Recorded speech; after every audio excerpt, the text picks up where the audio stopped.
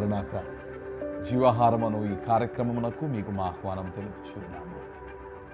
ఈ కార్యక్రమములను క్రమము తప్పకుండా వీక్షించుచున్న మీరు ఎందుకు దేవుని యొక్క వాక్యమునకు ప్రాధాన్యత మేము ఇచ్చుచున్నామో మీరు తెలుసుకోగలరు.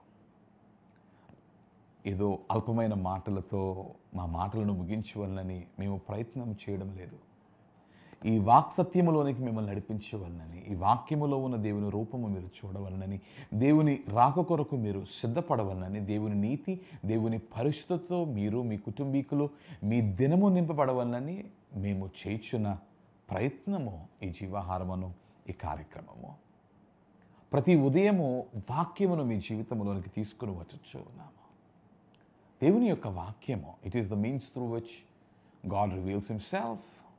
తనను తాను నిత్యము దేవుడు మనకు కనబరుచుకొనుచున్న మార్గము, ప్రత్యక్షపరుచుకొనుచున్న మార్గము దేవుని యొక్క వాక్యము. దేవుని చూడాలని మనలో ఎందరో తలస్తారు. ఋషుల దేశం అని పిలువబడుచున్న భారతదేశంలో దేవుని చూడవలనని కొండలను ఎక్కిన వారు ఉన్నారు, లోయలను కోరుకున్న వారు ఉన్నారు. వారి అన్వేషణ, దైవాన్వేషణ, దేవుని రూపమును చూడవలనని వారు అట్టి ప్రయాణమును ఎంచుకున్నారు. But we have a privilege today. మనం ఒక ఆధిక్యత కలిగి ఉన్నాం. ఆధిక్యత ఏమిటి అంటే ఆ దేవుని రూపాన్ని ఈ పరిశుద్ధ గ్రంథములో ప్రతి దినము మనం చూస్తూ ఉన్నాం. దేవుని యొక్క వాక్యమును మనము చూస్తూ ఉండగా, దేవుని యొక్క రూపమును ఒకవైపు మనము చూస్తూ ఉండగా, అలాగనే దేవుని యొక్క స్వరమును మనము వినుచూ ఉండగా, దేవుని యొక్క వాక్యమును గూర్చి 119వ కీర్తనలో 77వ వచనమును మనము చూచినప్పుడు ఈ మాటను మనము చూస్తూ ఉన్నాం. నీ ధర్మశాస్త్రము నాకు సంతోషకరము. దేవుని యొక్క వాక్యములో భక్తులైన వారు దేవుని వాక్యమును గురించి ఇచ్చిన సాక్ష్యము ఏమిటి అనగా, they considered the word as the means of Joy. మనలో అనేకులు ఆనందము, సంతోషము కలగవలనని ఎన్నో మార్గములు ఎంచుకుంటారు. కానీ ఆ మార్గములో తాత్కాలికముగా ఇటు అనుభవములు మనము కలిగి ఉన్నను కూడా దేవుని బిడ్డలారా, దేవుని అనుసరించుచున్నవారు, వాక్యానుసారమైన జీవితమును జీవించుచున్నవారు, కష్టమైనను నష్టమైనను, వేదనైనను దుఃఖమైనను అయినను అట్టి స్థితి యందు సైతము వారు సంతోషముగా ఉన్నారు. వారు ధైర్యము కలిగిన వారుగా ఉన్నారు. నిరీక్షణ నిండిన వారుగా ఉన్నారు. సహనముతో, ఓర్పుతో వారి ప్రయాణము కొనసాగించుచున్న వారై ఉన్నారు. కారణము, they are enlightened by the word. దేవుని యొక్క వాక్యము చేత వారు వెలిగింపబడ్డారు.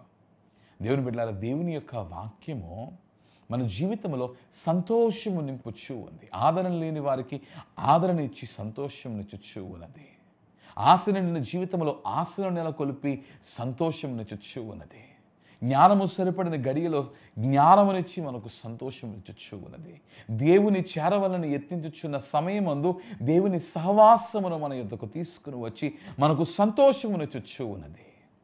శరీర బలహీనత అయినను, లేక మనసునందైన గాయమైనను అయినను సైతము దేవుని యొక్క వాక్యము మనలో సంతోషం నింపుచున్నది. కారణం ఏమిటి అనగా, దేవుని నిత్యము మన చెంతకు తీసుకుని వచ్చి మనలో నింపుచున్నది దేవుని యొక్క వాక్యము. నీ జీవితంలో నీవు సంతోషమును కోరుకున్నట్లయితే choose the word of God. దేవుని యొక్క వాక్యాన్ని నీవు ఎన్నుకో. అందుకనే ఇర్మియా గ్రంథములో 15వ అధ్యాయము 16వ వచనములో నీవు చూచినప్పుడు, this is the testimony of the profit. ఈ 16వ వచనము, నీ మాటలు నాకు దొరకగా నేను వాటిని భుజించితిని. సైన్యములకు అధిపతి వగు యెహోవా, దేవా, నీ పేరు నాకు పెట్టబడిన గనుక నీ మాటలు నాకు సంతోషమును, నా హృదయమునకు ఆనందమును కలుగు చేయుచున్నవి. Meditate the scriptures. దేవుని యొక్క వాక్యాన్ని ధ్యానించండి. దేవుని మాట వలన సంతోషముతో నింపబడండి. ప్రభువా, నీ వాక్యము వలన సంతోషము మా హృదయములో నింపము. మా మార్గములు, లోక మార్గములు తండ్రి, తాత్కాలికముగా ప్రభువా మాకు ఆనందమునిచ్చుచు ఉన్నను తండ్రి. శాశ్వత ఆనందము, శాశ్వత సంతోషము నీ వలనైన వాక్యము వలన మాకు కలుగుచు ఉండగా నీ వాక్యమును ధ్యానించి నీ ధర్మశాస్త్రములను నీ వాక్కు వలన తండ్రి మేము సంతోషించుటకు నీ శాసనములను ఆజ్ఞలను గైకొని దానికి అనుగుణమైన జీవనము మేము కలిగి ఉండను బట్టి సంతోషించుటకు సహాయం చేయము. Help us to prioritize your word and move forward. నీ వలనైనా సంతోషము, నీ వాక్యం వలనైనా సంతోషము నీ ప్రజలలో నింపుము. ప్రాణనాథుడై ఉన్న క్రీస్తు పేర ప్రార్థించుచున్నాము మా పరలోకపు తండ్రి.